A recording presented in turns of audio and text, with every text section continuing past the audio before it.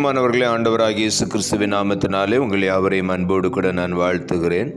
ஆண்டவர் கிருபையாய் நமக்கு கொடுத்த இந்த புதிய நாளுக்காக முதலாவது நாம் ஆண்டவருக்கு நன்றி சொல்லுவோம்.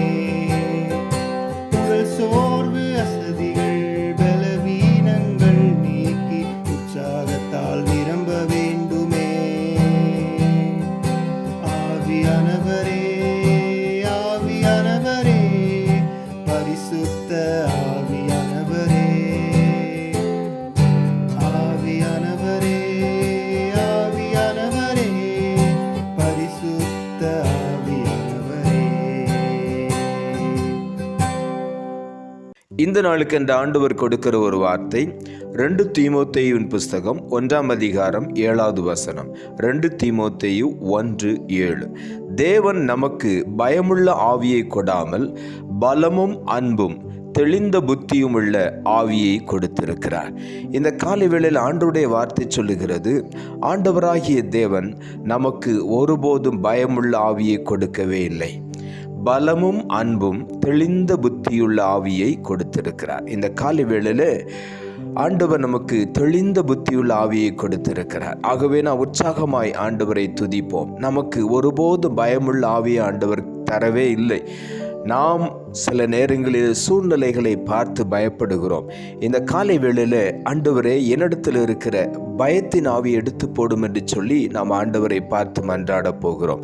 சங்கீதங்களின் புஸ்தகம் 23ஆம் அதிகாரம் 4ஆம் வசனம் சொல்லுகிறது, நான் மரண இருளின் பள்ளத்தாக்கிலே நடந்தாலும் பொல்லாப்புக்கு பயப்படேன், தேவரீர் என்னோடே கூட இருக்கிறீர், உமது கோலும் உமது தடியும் என்னை தேற்றும் என்று தாவீது அழகாக எழுதுகிறார்.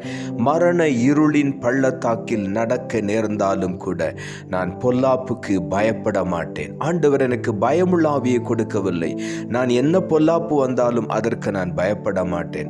மரண இருளின் பள்ளத்தாக்கின் வழியாக நடக்க வேண்டிய சூழ்நிலை வந்தாலும் நான் ஒருபோதும் பயப்பட மாட்டேன். காரணம், தேவரீர் என்னோடு கூட இருக்கிறீர் என்று தாவீது மிகவும் ஆணித்தரமாய் சொல்லுகிறார். இந்த காலை வேளையில் நாமும் ஆண்டவரை நாம் உணர்ந்தவர்களாய் என்னோடு கூட ஆண்டவர் இருக்கிறார் என்று முழு மனதோடு கூட நம்பி, ஏனென்றால் ஆண்டவர் சொல்லி இருக்கிறார், உலகத்தின் முடிவு பரியந்தம் நான் உங்களோடு கூட இருப்பேன் என்று சொல்லி.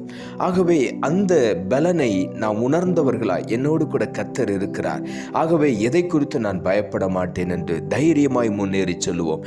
அவருடைய கோலும் அவருடைய தடியும் நம்மை தேற்றும். சங்கீதம் 56ஆம் அதிகாரம் 11ஆம் வசனம் சொல்லுகிறது, தேவனை நம்பி இருக்கிறேன், நான் பயப்படேன், மனுஷன் எனக்கு என்ன செய்வான்? இந்த காலை வேளையில மனுஷர்களை குறித்த பயம் நமக்கு வேண்டவே வேண்டாம். மனுஷன் நமக்கு ஒன்றும் செய்ய முடியாது. தேவனை நாம் நம்பி இருக்கிறபடினால் நாம் எந்த மனிதனை குறித்தும் பயப்படவே வேண்டாம். இந்த காலை வேளையில் உற்சாகமாய் காணப்படுவோம். கர்த்தரை நம்புகிறவர்கள் ஒரு நாள் வெட்கப்பட மாட்டார்கள். இங்கே தாவீது அழகாக எழுதுகிறார், நான் தேவனை நம்பி இருக்கிறேன், நான் பயப்பட மாட்டேன், மனுஷன் எனக்கு என்ன செய்வான்? அவனால் ஒன்றும் செய்ய முடியாது. அவன் எதை செய்ய திட்டமிட்டாலும் ஆண்டவர் என்மேல் அவனுடைய திட்டங்களை அனுமதிக்க மாட்டார் என்று நான் விசுவாசித்திருக்கிறேன். இந்த காலை வேளையில் அப்படித்தான் நான் விசுவாசத்தில் முன்னேறி சொல்ல வேண்டும். ரோமர் புஸ்தகம் 8ஆம் அதிகாரம் 26வது வசனம் சொல்லுகிறது, அந்தபடியே ஆவியானவரும் நமது பலவீனங்களில் நமக்கு உதவி செய்கிறார், நாம் ஏற்றபடி வேண்டிக் கொள்ள வேண்டியது இன்னதென்று அறியாதிருக்கிறபடியினால் ஆவியானவர் தாமே வாக்கு கடங்காத பெருமூச்சுகளோடு வேண்டுதல் செய்கிறார். இந்த காலை வேளையில் நமக்கு ஆண்டவர் பலமுள்ள ஆவியை கொடுத்திருக்கிறார், அன்புள்ள ஆவியை கொடுத்திருக்கிறார், தெளிந்த புத்தியுள்ள ஆவியை கொடுத்திருக்கிறார். ஆகவே ஆவியானவர் நமது பலவீனங்களில் நமக்கு உதவி செய்கிற தேவனாயிருக்கிறார். நாம் எப்படி ஜெபிக்க வேண்டும் என்று அறியாமல் இருக்கும் பொழுது, நாம் குழம்பி போய் இருக்கும் பொழுது, நமக்காக ஆவியானவர் நம்முடைய ஆவியுடனே கூட இணைந்து வாக்கு கடங்காத பெருமூச்சுகளோடு வேண்டுதல் செய்கிறார். ஆகவே இந்த காலை வேளையிலே நமக்கு ஒரு துணையாளர் பரிசுத்த ஆவியானவர் நம்மோடு கூட இருக்கிறார். ஆகவே நாம் எதை குறித்தும் கலங்க வேண்டாம்.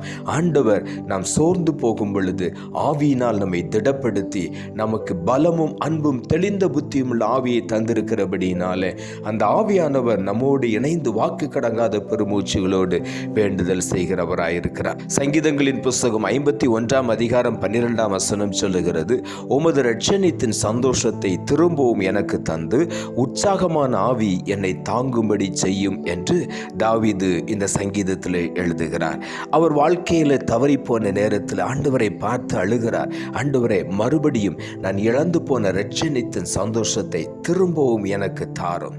நான் இழந்து போன அந்த ஆவியின் உற்சாகத்தை திரும்ப எனக்கு தாரும். அந்த உற்சாகமான ஆவி என்னை தாங்கும்படி செய்யும் என்று சொல்லுகிறார். இந்த காலை வேளையில் நாமும் ஆண்டவரை பார்த்து கேட்போம், ஆண்டவரே, பல சூழ்நிலைகளை பார்த்து நான் சோர்ந்து போயிருக்கிறேன். எனக்குள்ளே காணப்படுகிற சோர்வை மாற்றி உற்சாகத்தின் ஆவியினால் என்னை நிரப்பும் என்று சொல்லி ஆண்டவரை பார்த்து நாம் கேட்போம். நிச்சயமாகவே பலமும் அன்பும் தெளிந்த புத்தியும் உள்ள ஆவியை நமக்குள்ளே ஆண்டவர் மறுபடியும் உயிர்ப்பிப்பார். 1 பேதுரு 5 அதிகாரம் 8 சொல்லுகிறது, தெளிந்த புத்தியுள்ளவர்களாயிருங்கள், விழித்திருங்கள், ஏனெனில் உங்கள் எதிராளியான பிசாசானவன் கெர்ச்சிக்கிற சிங்கம் போல் எவனை விழுங்கலாமோ என்று வகை தேடி சுற்றி திரிகிறான். இப்படிப்பட்ட சூழ்நிலைகளிலே தெளிந்த புத்தி உள்ளவர்களாய் இருக்க வேண்டும். அந்த தெளிந்த புத்தியுள்ள ஆவியை ஆண்டவர் நமக்கு கொடுத்திருக்கிறார். கர்ச்சிக்கிற சிங்கத்தை போல சுற்றி திரிகிற அந்த சத்துருடைய திட்டங்களை குறித்து நாம் பயப்படவே கூடாது. காரணம், ஆண்டவர் அவனை ஜெயித்து விட்டார். நமக்கு பயமுள்ள ஆவி ஆண்டவர் கொடுக்கவே இல்லை. பலமும் அன்பும் தெளிந்த புத்தியும் உள்ள ஆவி, அந்த தெளிந்த புத்தியுள்ள ஆவியானவரோடு நாம் இணைந்திருக்கும் பொழுது இந்த எதிராளியை நாம் கண்டு கொண்டு அவனை துரத்தலாம். ஆகவே இந்த காலை வேளையில நாம் தைரியமாயிருப்போம். எந்த எதிராளியும் நம்மை ஒன்றுமே செய்ய முடியாது. அவன் சுற்றி திரிவான், ஆனால் நம்மேல் அவன் கண் வைக்கவே முடியாது. ஏனென்றால் கர்த்தர் நம்மோடு கூட இருக்கிறார். ஆவியானவர் நம்மோடு கூட இருக்கிறார். அவர் நம்மை பலப்படுத்தி நம்மை பாதுகாத்துக் கொள்வார். நாம் ஜெபிப்போம். அன்புள்ள ஆண்டவரே, கிருபையா நீர் கொடுத்த இந்த புதிய நாளுக்காய் மறுபடியும் உமக்கு நன்றி செலுத்துகிறோம். ஆண்டவர் கொடுத்த ஜீவனுள்ள வார்த்தைக்காக நன்றி. தேவன் நமக்கு பயமுள்ள ஆவியை கொடாமல் பலமும் அன்பும் தெளிந்த புத்தியுள்ள ஆவியை கொடுத்திருக்கிறார் என்ற வார்த்தையை கொடுத்தீர். வசனத்தை கேட்டுக்கொண்டிருக்கிற ஒவ்வொருடைய வாழ்க்கையிலும் எந்த பகுதியிலே வாழ்க்கையில பயந்து போய் மனிதர்களை குறித்த பயம், மற்ற காரியங்களை குறித்த பயத்தில் இருக்கிற ஒவ்வொருவரையும் பார்த்து இந்த காலை வேளையில் ஆண்டவர் சொல்லுகிறேன், நான் உனக்கு பயமுள்ள ஆவியை கொடுக்கவில்லை என்று சொன்னீரே. இந்த காலை வேளையில் ஒவ்வொருவருக்கும் பலமுள்ள ஆவியை கொடுப்பீராக, அன்புள்ள ஆவியை கொடுப்பீராக, தெளிந்த புத்தியுள்ள ஆவியை கொடுப்பீராக. எல்லாவற்றிலும் அவர்கள் ஆண்டவருடைய பலத்திலே முன்னேறி செல்ல உதவி செய்யும். பலமும் அன்பும் தெளிந்த புத்தியும் உள்ள ஆவியை எனக்கு தந்திருக்கிறார் என்ற விசுவாசத்தோடு ஒவ்வொருவரும் முன்னேறி செல்ல கர்த்தர் உதவி செய்யும். தாழ்த்துகிறோம். இரட்சகர் இயேசுவின் நாமத்தில் ஜெபிக்கிறோம் நல்ல பிதாவே, ஆமென்.